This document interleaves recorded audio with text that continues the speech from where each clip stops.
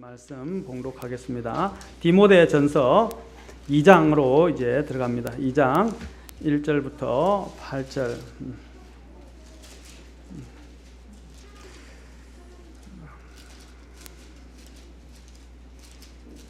자, 2장 1절부터 8절까지. 다 찾으셨으면 저와 여러분이 한 절씩 교독하고 8절은 다 같이 함께 읽도록 하겠습니다. 자, 시작. 제가 먼저 읽겠습니다. 그러므로 내가 권면하노니 무엇보다 먼저 모든 사람을 위하여 간구와 기도와 중보와 감사를 드리되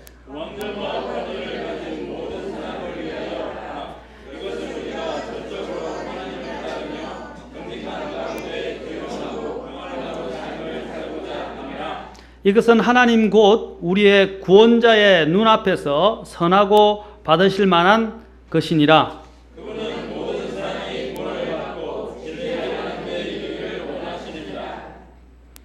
하나님이 계시고 하나님과 사람들 사이에 한 중재자가 계시니 곧 사람이신 그리스도 예수님이시라. 그분께서 전하신 때에 증언을 받기 위해 모든 사람을 위한 대표물로 자신을 주셨느니라. 그 일을 위하여 내가 복음 선포자와 사도로 임명을 받았고 내가 그리스도 안에서 진실을 말하고 거짓말하지 아니하노니 믿음과 진리 안에서 이방인들의 교사가 되었노라. 그러므로 나는 모든 곳에서 남자에게 질투하거나 의심하지 않고 거룩한 손을 들어 기도하기를 원하노라. 기도하겠습니다. 하나님, 이 시간 하나님의 말씀을 높이시고 저의 부족함을 감추시고 말씀의 권능을 통해서 주님의 영광을 나타내시옵소서. 주님께 이 시간을 온전히 부탁합니다. 우리의 마음들을 열어주시고 주의 말씀이 신기게 하여 주옵소서. 예수님의 이름으로 기도합니다. 아멘. 앉으시겠습니다. 저는 오늘 이 본문을 통해서 우리가 이제 지금 이 디모데서는 그리고 티도서는 제가 대표적으로 목회 서신이라 불려진다 했습니다. 특히 목회를 어떻게 하고 교회를 어떻게 해야 하는, 어떻게 세워가야 하는가 하는 부분들을 가르쳐주는 대표적인 목회 서신이라고 불려지는 책입니다. 자, 그래서 오늘 이 보면 사도 바울이 처음에는 이 교회 안에 있게 될 거짓 교리 그리고 거짓 교사나 대언자들에 대한 위험성에 대해서 경고하고 경계할 것을 이야기하고 또 하나님이 이 사도 바울 같은 사람들을 어떻게 부르시고 사용하시는지 또한 지난 시간들에 우리가 쭉 살펴보았어요. 자, 오늘은 이제부터 뭘 보냐면 교회의 사역에 있어서 가장 중요한 우선적인 사역이 무엇인가에 대해서 또 보여주고 있습니다. 자, 오늘 특히 목회 서신에서는 무엇보다도 강조되어지고 있는 것이 기도입니다. 그래서 교회의 첫 번째 의무에 대해서 지금 말하고 있어요. 그래서 오늘 제목은 교회의 첫 번째 의무, 바로 기도라는 것입니다. 보십시오. 목회 교회와 관련해서 제일 공식적으로 사도 바울이 제일 먼저 언급하고 있는 내용이 기도입니다. 자, 오늘 기도에 대해서 보겠습니다. 기도의 우선권. 이 교회의 우선적인 과제는 기도하는 것입니다. 기도의 우선권에 대해서 사도 바울이 얼마나 강력하게 이야기하는지를 우리 봅시다. 오늘 여기 보면 본문에 보면 모든 처음에 내가 권면하느니 무엇보다 먼저 모든 사람을 위하여 간구와 기도와 중보와 감사를 드리되 라고 말하고 있습니다. 모든 사람을 위해서 기도한다는 것은 우리의 특권입니다. 그러나 그 특권인 동시에 또한 우리의 의무입니다. 사람들은 특권은 생각하는데 의무라는 것을 잊어버립니다. 기도라는 채널을 통해서 하나님은 모든 사람을 대신하여 하나님 앞에 나아갈 아뢰 수 있다는 이런 대단한 특권을 누리게 된 것에 우리는 감사해야 합니다. 누가 하나님 앞에 나아갈 수 있었습니까? 어떠한 죄인이 거룩하신 하나님 앞에 감히 나아갈 수 있었습니까? 그러나 하나님은 우리가 기도를 통해서 예수 그리스도의 이름을 힘입어 기도를 통해서 하나님 앞에 감히 나아갈 수 있도록 길을 열어주셨다는 것입니다. 이것이 특권입니다. 무엇보다도 먼저라는 말은 교회 공중 모임이나 예배에서 차지하는 중요성과 우선권과 관련되어 있습니다. 교회에서 기도가 그 중요성을 잃어가고 있는 것을 보게 되는 일은 안타까운 일입니다. 교회에서 야외 행사나 각종 연회를 한다고 하면 사람들은 잘 참석하지만 기도회를 한다고 하면 적은 헌신된 사람들 또는 무리들만이 모이기가 일수입니다. 사도행전 6장 4절을 보면 우리가 초대 예루살렘 교회에서 그 말씀에 인도를 하고 사역을 하는 사람들이 가장 우선시해야 될 것이 무엇인지를 말하고 있죠. 뭐라고 말하고 있습니까? 우리는 말씀과 기도에 전념하겠다라고 했습니다. 말씀과 기도하는 일에 힘쓰겠다라고 말했습니다. 그래서 교회에서 말씀과 기도가 얼마나 큰 비중을 차지하는지를 잘 이야기하고 있습니다. 오늘 교회 사역에 있어서 사도 바울은 특별히 무엇보다도 먼저라고 말하고 있어요. 무엇보다도 공적인 사역과 관련해서 무엇보다도 먼저 뭘 해야 한다고요? 기도하라라고 말하고 있습니다. 공중예배에서 특히 이 공적인 공중예배에서 회중예배에서 회중들을 대표해서 하나님 앞에 나아간다는 것은 설교를 준비하는 것만큼 중요한 일이고 준비되지 않은 채 기도해서는 안 됩니다. 찰스 스펄전의 목회자 후보생들이라는 여러분 책을 보시면 감히 기도 강단에 누가 설 수 있을까 할 정도로 아주 엄격하게 이야기를 하고 있어요. 그런데 우리 요즘 보면요, 공중 이 대표 기도에 나오는 걸 아무렇지 않게 생각하는 사람들이 많습니다. 여러분, 아니면 목회자도 마찬가지지만 여러분 교회 리더들이 나와서 교회 회중의 모임의 기도를 인도하는 사실은 막중한 책임을 갖고 있는 겁니다. 전체 회중을 자신이 대변하는 거예요. 그래서 이 회중을 대변하는 기도의 문제를 소홀히 하지 마시기 바랍니다. 그리고 자신이 정해졌는데 함부로 바꾸지 마시기 바랍니다. 주어졌을 때 이것은 특권이면서 또한 우리 하나님 우리에게 주신 의무이고 또 이것을 통해서 하나님은 이것을 굉장히 신중하게 그리고 중요하게 생각하신다는 것을 기억하셔야 됩니다. 오늘 여기서 다루고 있는 기도는 개인 기도를 지금 말하지 않습니다. 개인 기도도 포함되어 있어요, 물론. 그러나 여기서 어떤 기도를 말하고 있습니까? 교회에서의 공중 예배에서의 기도, 공중 모임에서의 기도에 대해서 지금 말씀하고 있는 것입니다. 그래서 공중 예배에서 회중들을 대표하여 하나님 앞에 기도로 나아간다는 것은 그 어떤 설교만큼 이상으로 중요한 일이라는 것을 우리는 인식해야 합니다. 지역 교회가 기도의 비중이 약해지게 될 때 교회 내에서의 하나님의 역사 또한 약해지게 되고 기도가 그칠 때에 하나님이 부어주실 그 복도 그치게 된다는 것입니다. 멈추게 된다는 것입니다. 자, 그러면 오늘 또 본문에서 계속해서 기도의 종류에 대해서 지금 말하고 있습니다. 1절에 보니까 뭐라고 되어 있습니까? 모든 사람을 위하여 간구라는 기도가 내용이 있고 기도라고 또 우리가 하는 기도가 있고 중보라는 게 있고 감사라는 네 가지가 있음을 보게 됩니다. 그렇죠? 자, 여기서 먼저 그러면 기도 우리가 간구라는 것을 봅시다. 간구는 우리의 필요를 아주 강력하고 간절하게 청원 또는 요청하는 것입니다.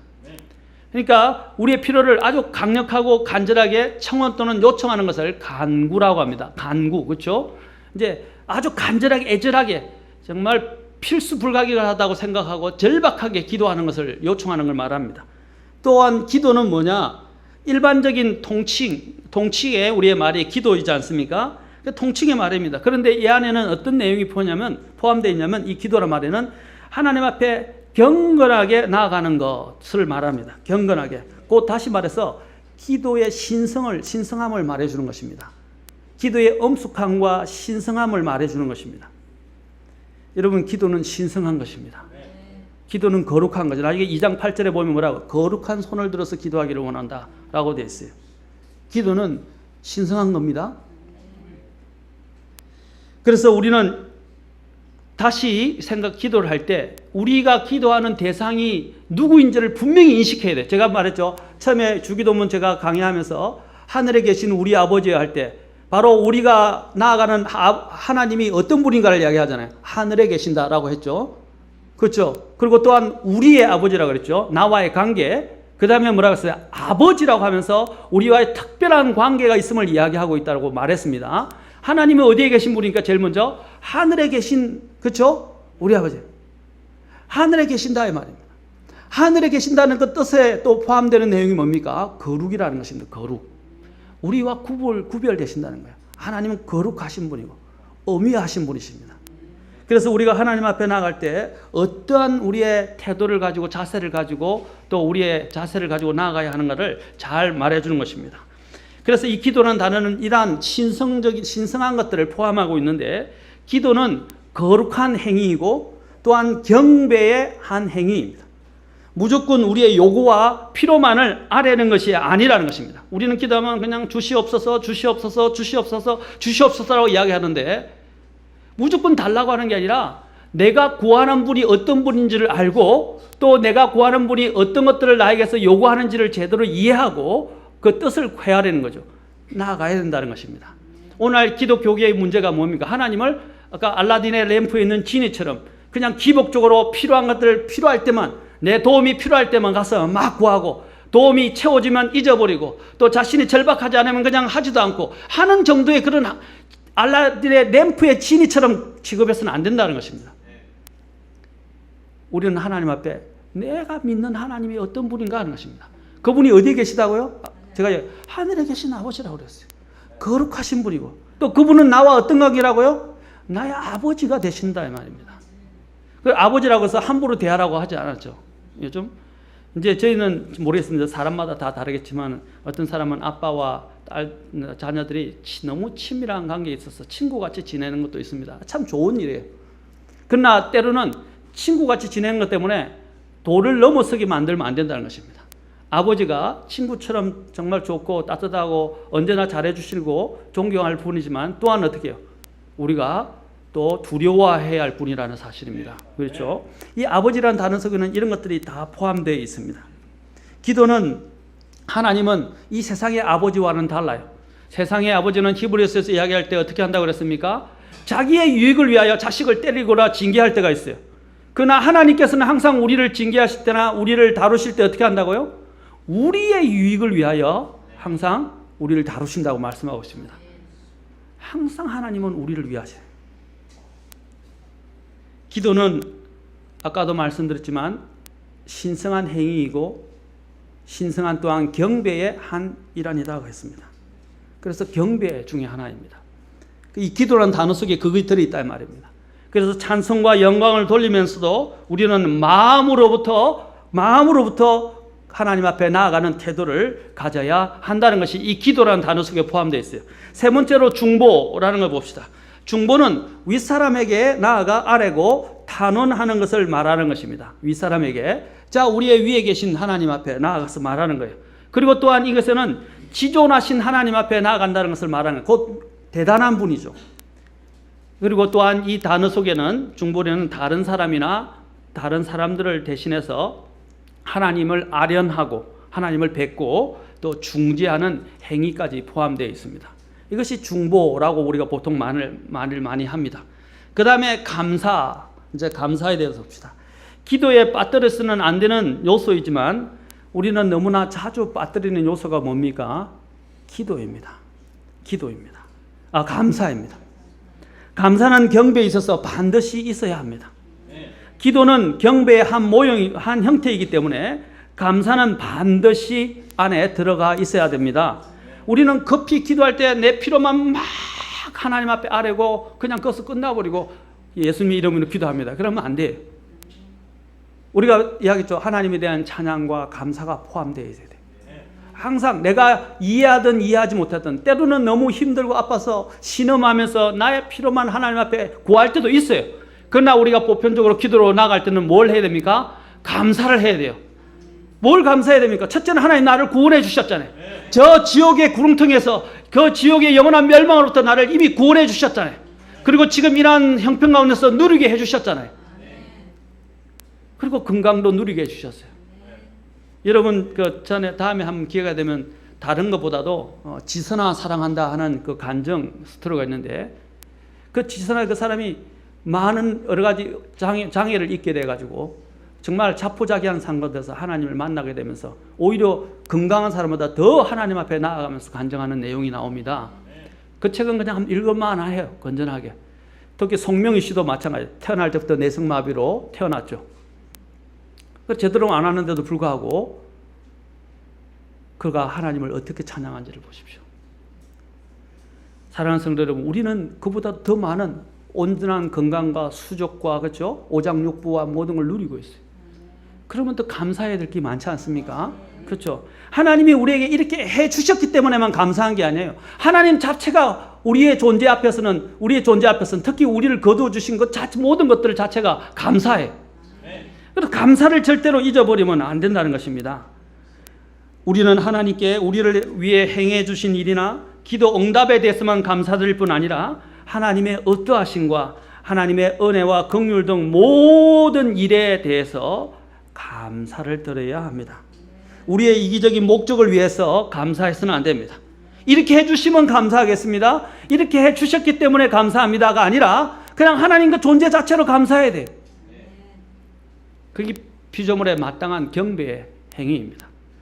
기도와 간구를 드릴 때 어떻게 하라고 했어요? 빌립보서 4장 잠깐 가봅시다. 우리 잘 아는 곳이지만 빌립보서 4장 6절에서 8절에 또 잘 보십시오. 또 특히 잘 나와 있지 않습니까? 사도 바울은 기도를 할 때 항상 감사와 더불어 다른 사람을 위해서도 기도했고 또 감사와 더불어 다른 사람 우리가 하나님 앞에 항상 기도할 때 나아가야 된다는 것을 말해주고 있습니다. 자, 빌립보서 4장 6절부터 보십시오.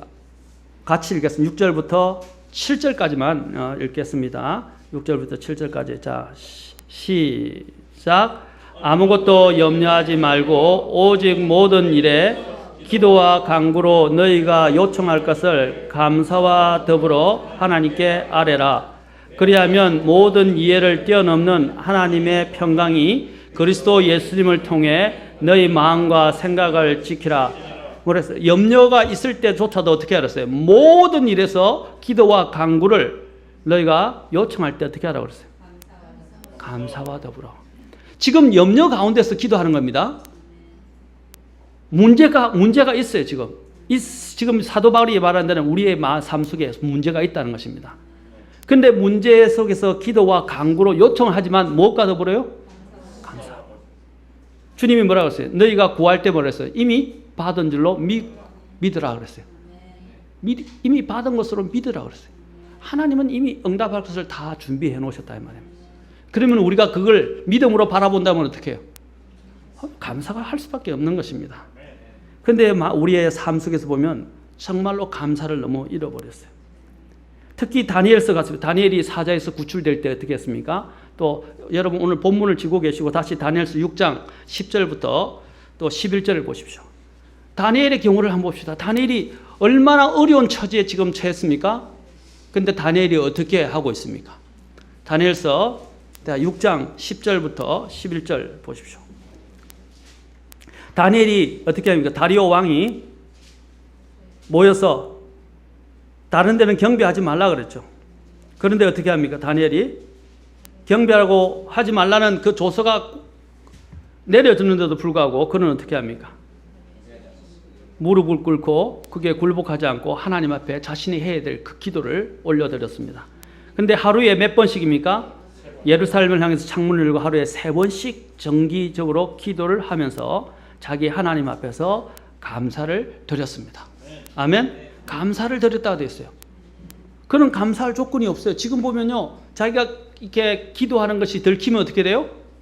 사자굴에 들어가게 됩니다. 그럼 사자굴에 들어갔죠, 결국에는.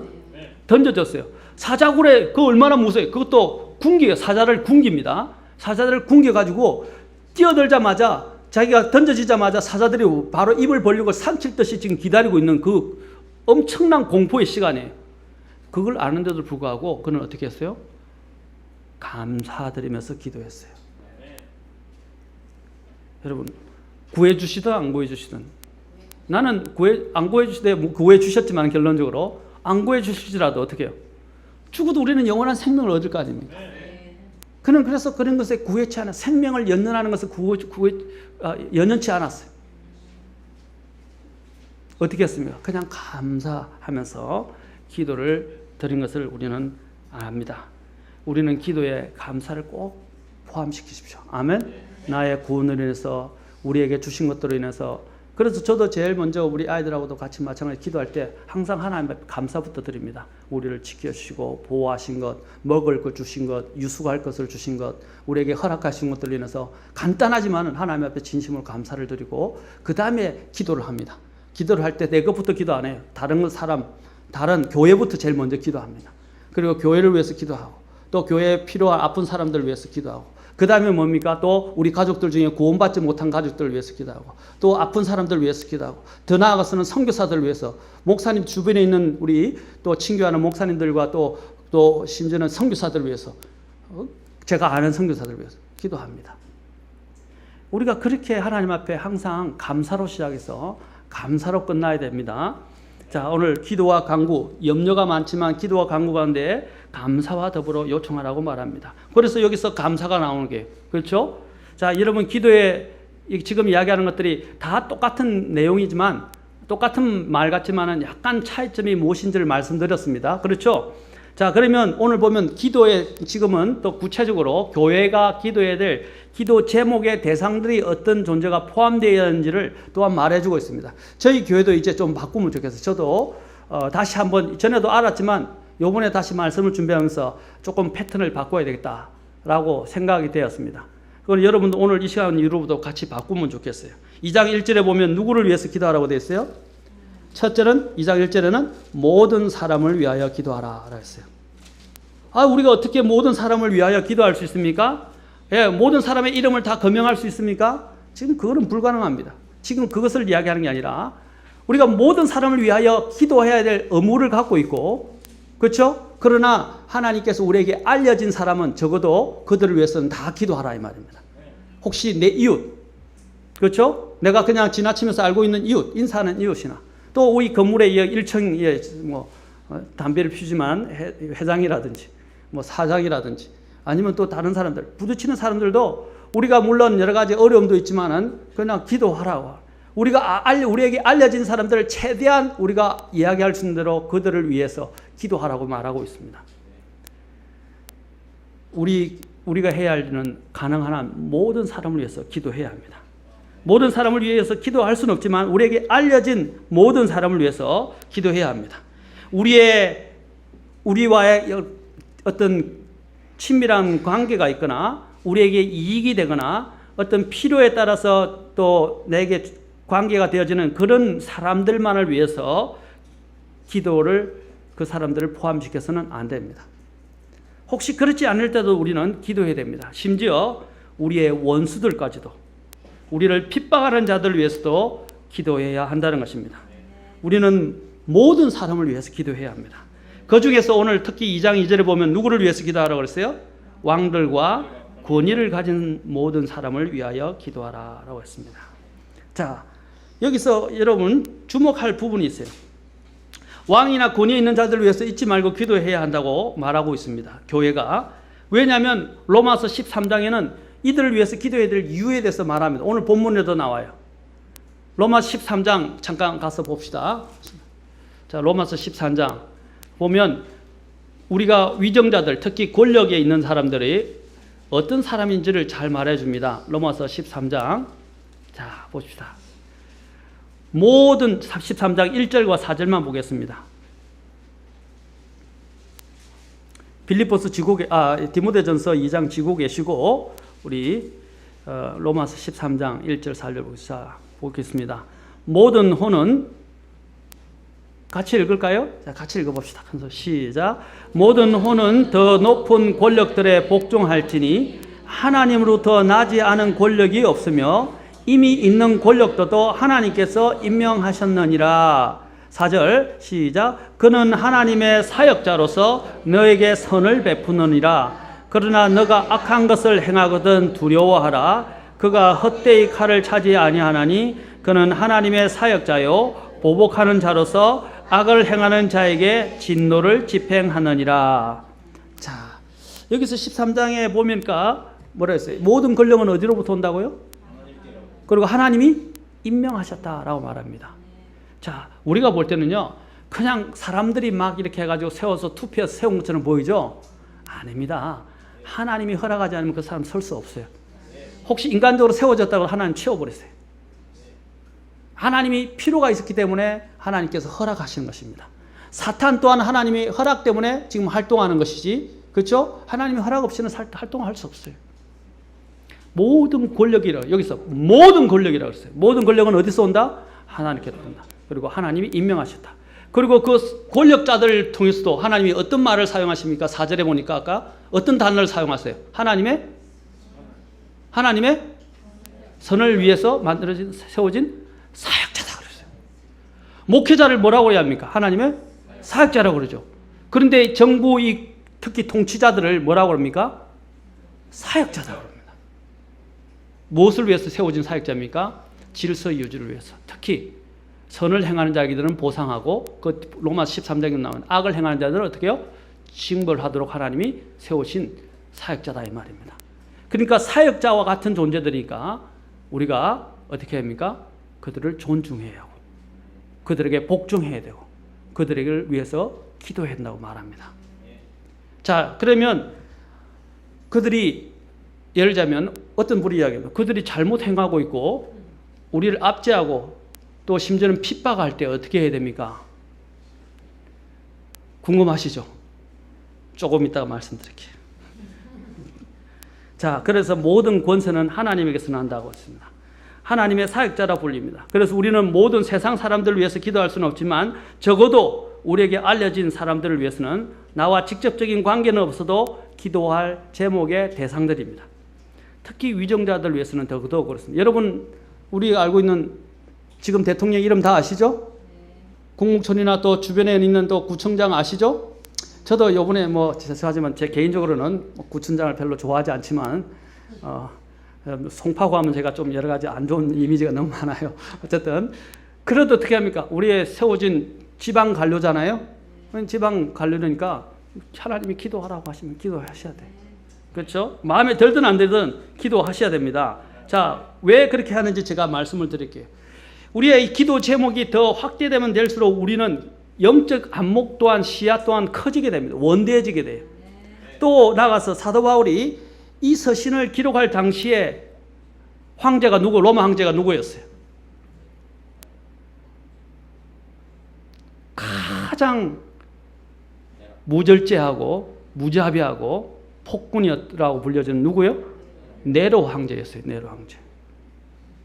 그런데 바울이 지금 누구를 위해서 기도하라고 한다고요? 네로 황제를 위해서 기도하라고 되어 있어요. 이것은 쉬운 일이 아닙니다. 그리스도인들에게는 원수예요. 그리스도인들을 핍박하는 자였어요.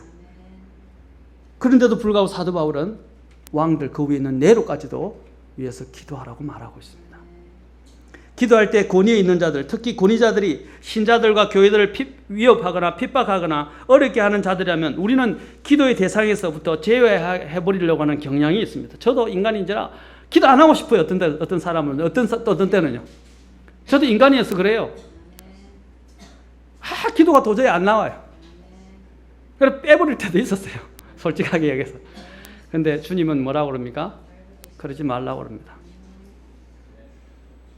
모든 사람을 위해서 그들이 나의 원수가 되든 나를 핍박하든 나를 어렵게 만드는 사람이라도 기도하라고 이야기합니다.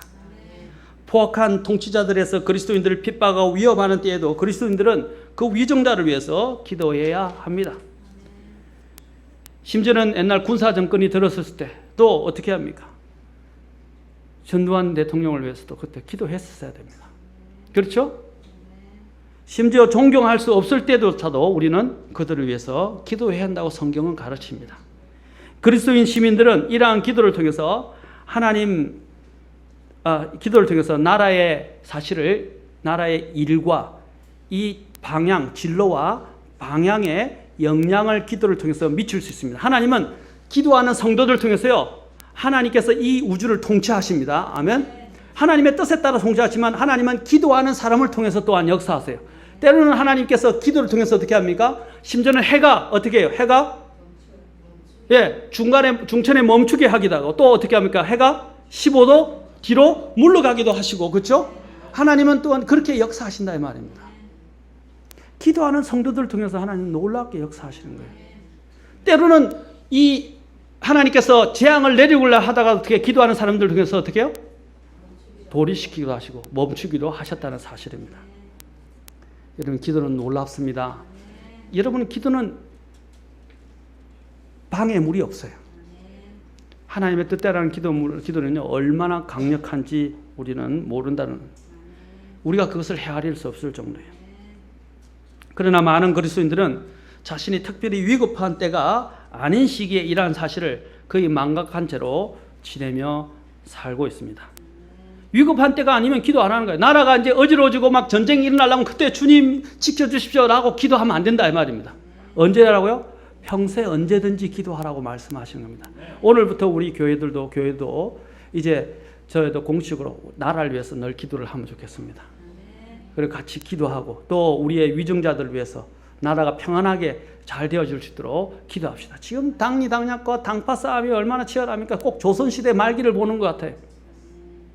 지금 중국과 일본이 지금 보십시오. 군국주의로 치닫게 되고 얼마나 이제 군사 강대국을 만들고 옛날에 이조 말기에 있었던 그런 시대로 지금 다시 돌아가는 것 같아요.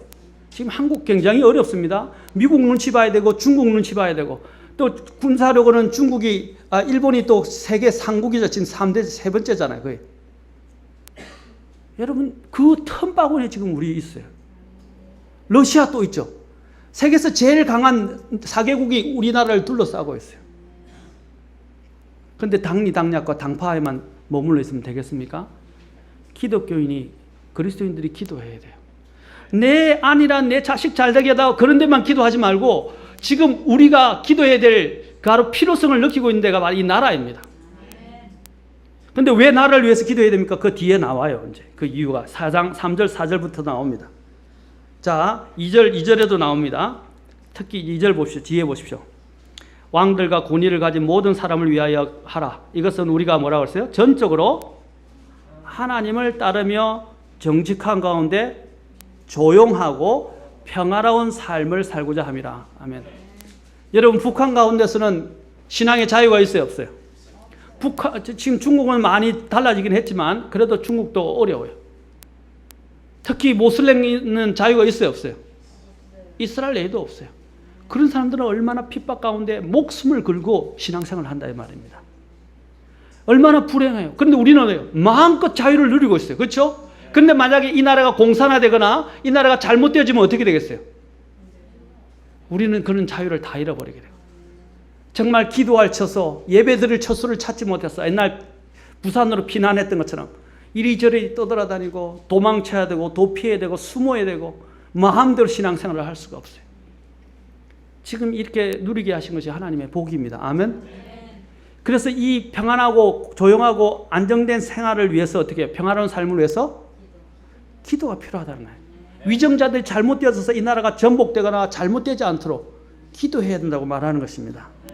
그렇죠? 그리고 또한 두 번째로 우리가 기도해야 되는 또 이유에 대해서 또 이야기합니다. 자, 3절에 나오죠.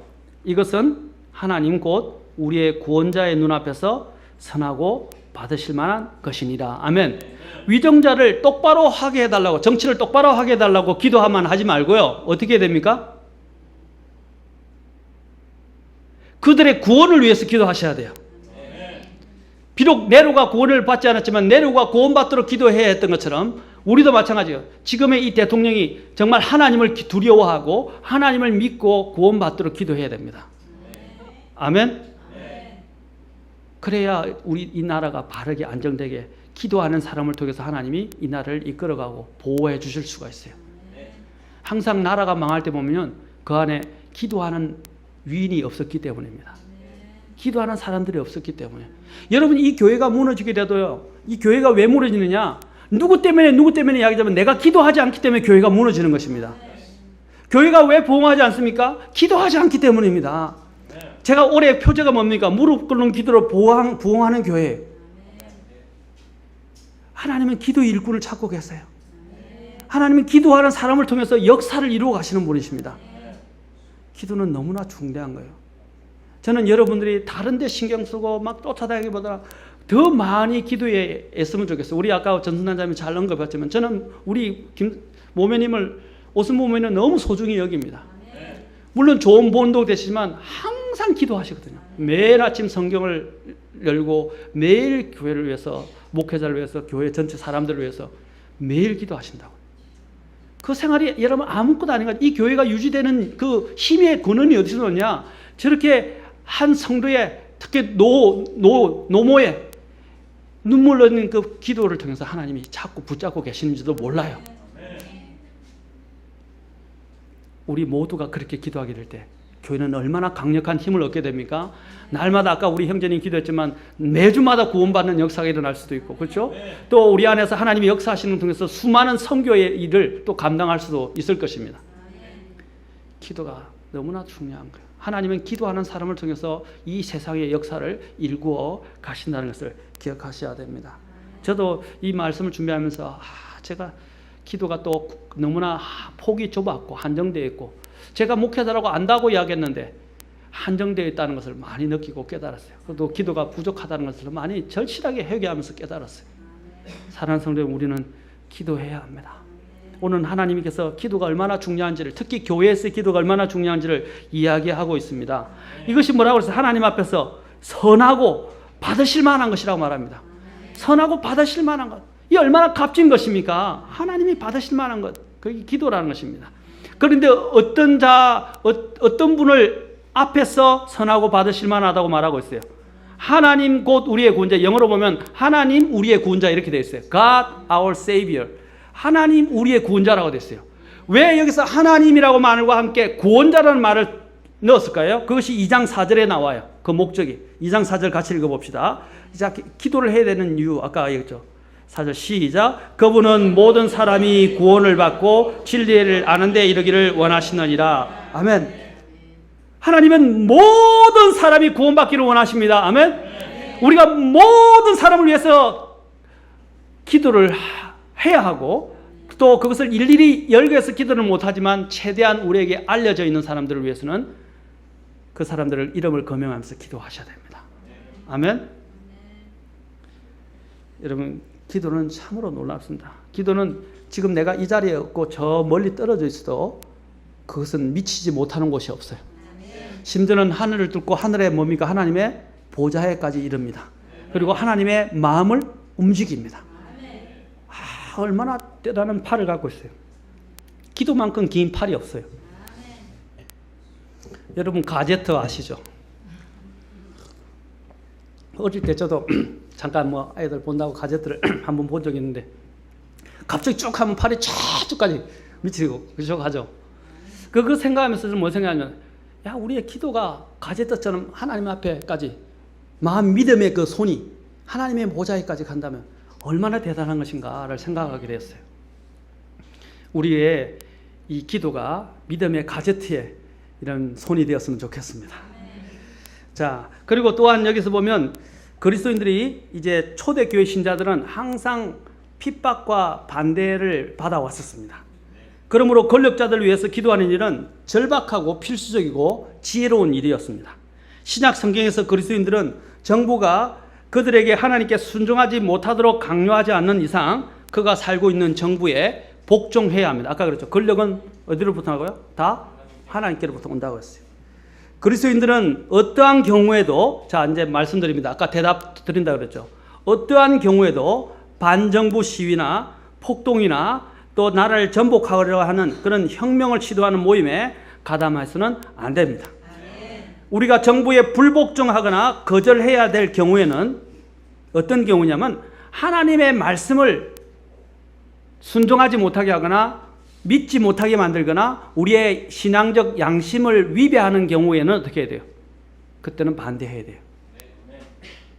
내보고 불법을 회사에서 불법을 행하라고 합니다. 그러면 할 수 있어요? 없어요? 없죠. 또 다른 사람에게 해악이 되는 독극물을 넣으라고 이야기합니다. 넣을 수 있어요? 없어요? 또 탈세를 위해서 거짓말을 쓰라고 이야기합니다. 할 수 있어요? 없어요? 자, 그런데 여기서는 또 교회 안에서 동성애자를 받아들이라고 이야기합니다. 할 수 있어요? 없어요? 신앙의 양심에 대한 문제가 아니면, 그 문제는 아니면 우리는 다 복종해야 되지만 그런 문제가 오게 되면 어떻게 됩니까? 거부해야 됩니다. 여러분 진짜 우리나라도 얼마 안 남았어요. 지금 여기 있는 동성애자들이 얼마나 커밍아웃을 합니까? 커밍아웃 뭡니까? 공공연하게 자신을 이제 밖으로 표출하면서 난 동성애자다 이야기합니다. 지금 미국 같은 데는요, 동성애자를 핍박하고 안 받아주는 것 때문에 지금 소송이 걸리고요. 감옥에 가는 사람도 생기고요. 우리나라도 지금 마찬가지. 지금 동성애법을 통과하려고 그러잖아요.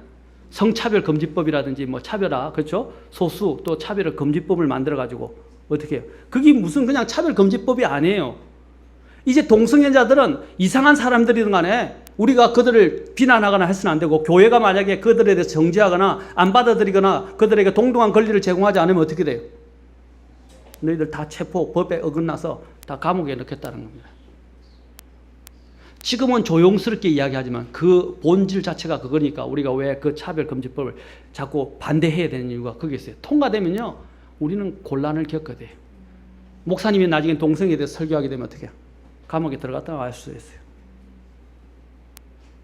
그리고 실제로 미국의 동성애법이 지금 샵이라고 동성 결혼이 지금 이제 이루어지고 있죠. 동성 결혼뿐 아니라 이제 어떻게 합니까?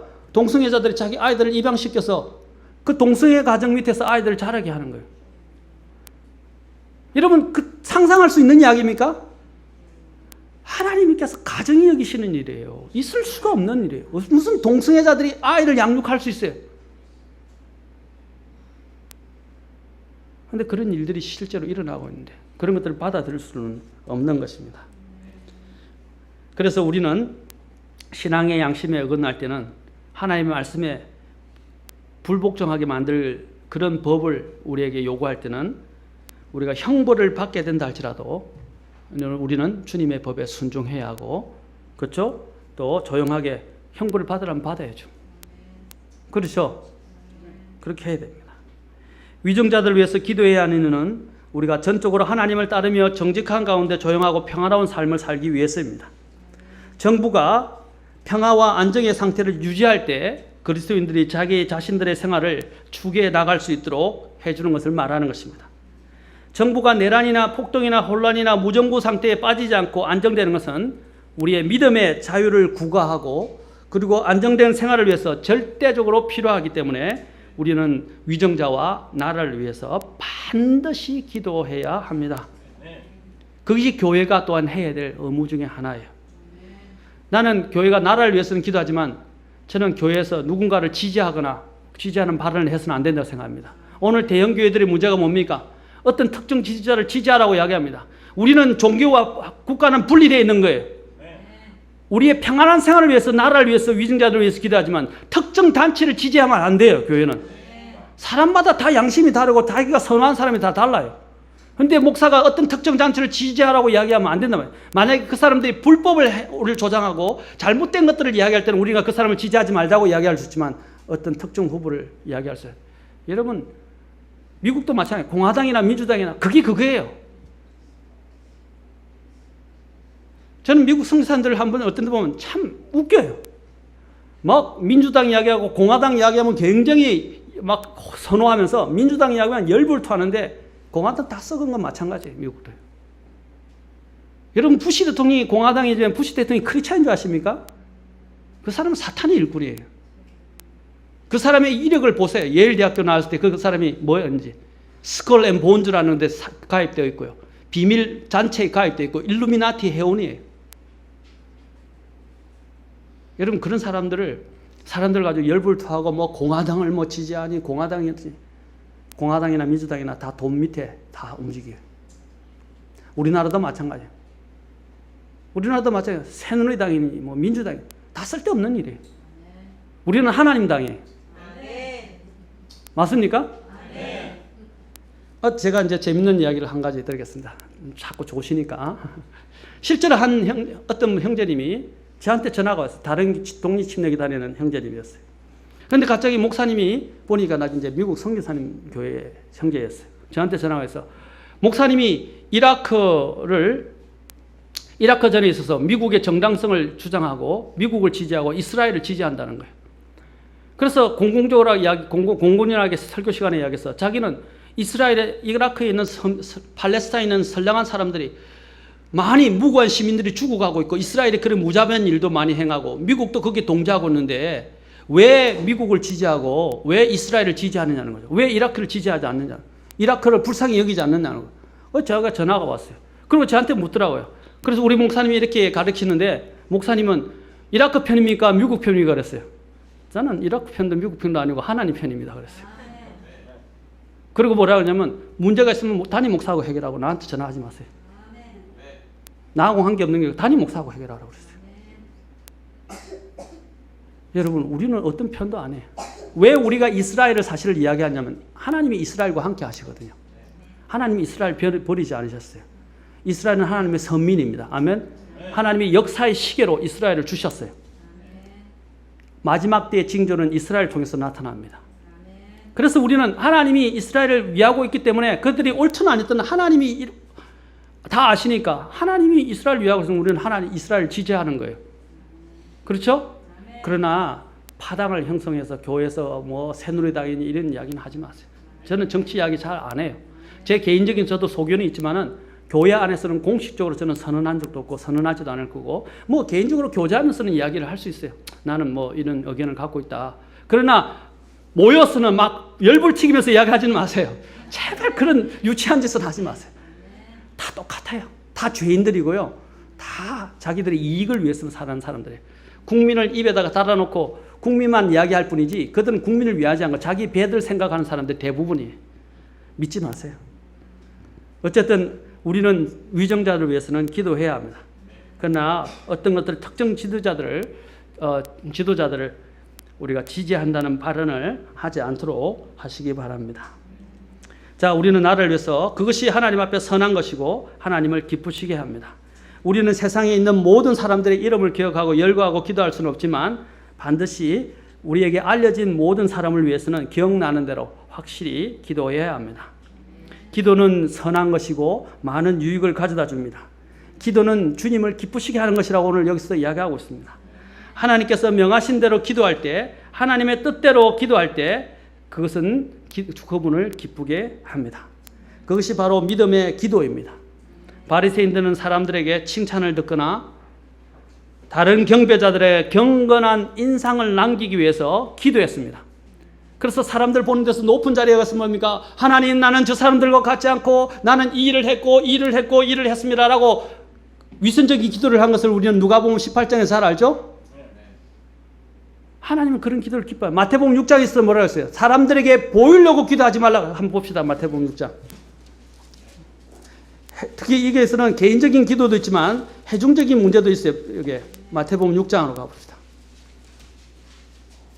5장. 이제 5장과 6장에 나옵니다. 자, 6장에 보십시오. 하나님이 기도를 어떻게 하라고 말씀하시는지 이야기합니다. 자, 6장 1절 보세요. 자, 시작. 너희는 사람들에게 보이려고 그들 앞에서 구제하지 아니하도록 주의하라. 그렇지 않으면 하늘에 계신 너희 아버지께 보상을 받지 못하느니라. 자, 여기서 사람에게 보이려고 라고 말하는데 이제 구제에 대해서뿐 아니라 기도에 대해서 이야기. 5절. 자, 5절과 6절에서 자, 읽겠습니다. 6절, 5절, 6절, 8절. 자, 시작. 또 너는 기도할 때에 위선자들과 같이 되지 말라. 그들은 사람들에게 보이려고 회당과 거리 모퉁이에 서서 기도하기를 좋아하느니라. 진실로 내가 너에게 이르노니 그들은 자기들의 보상을 받았느니라. 오직 너는 기도할 때에 내 골방으로 들어가 내 문을 닫고 은밀한 가운데 계시는 내 아버지께 기도하라. 그리하면 은밀한 가운데 보시는 내 아버지께서 너에게 드러나게 갚아주시리라. 8절 시작. 그러므로 너희는 그들과 같이 되지 말라. 너희가 너희 아버지께 구하기 전에 그분께서 너희에게 필요한 것을 아느니라. 그자 9절에서 이제 뭐가 납니까? 너희는 이런 식으로 기도하라 하고서 주기도문이 나오는 거예요.